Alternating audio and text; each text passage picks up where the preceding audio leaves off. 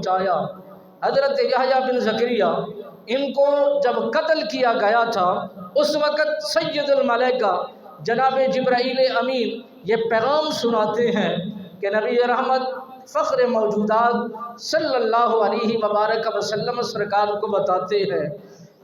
یا رسول اللہ، جس قوم میں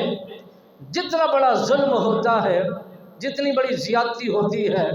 اتنا ہی بدلہ زیادہ چکانا پڑتا ہے، اور اللہ کی طرف سے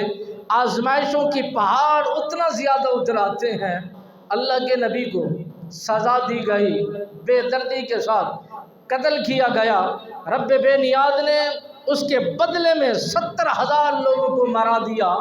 اور ان کے مرنے کا حکم جاری کر دیا،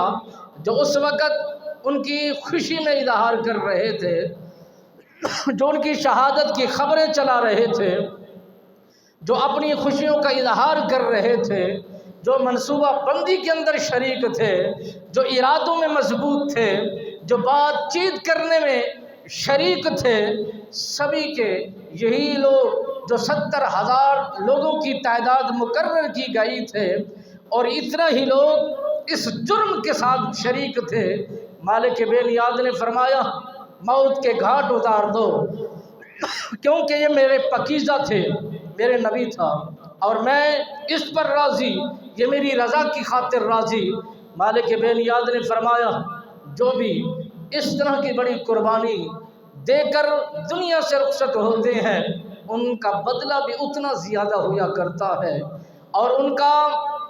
حساب و کتاب بھی اتنا زیادہ وسیع ہوا کرتا ہے۔ میرے نبی رحمت سرکار نے فرمایا جن لوگوں نے ہمارے نواسوں کو شہید کیا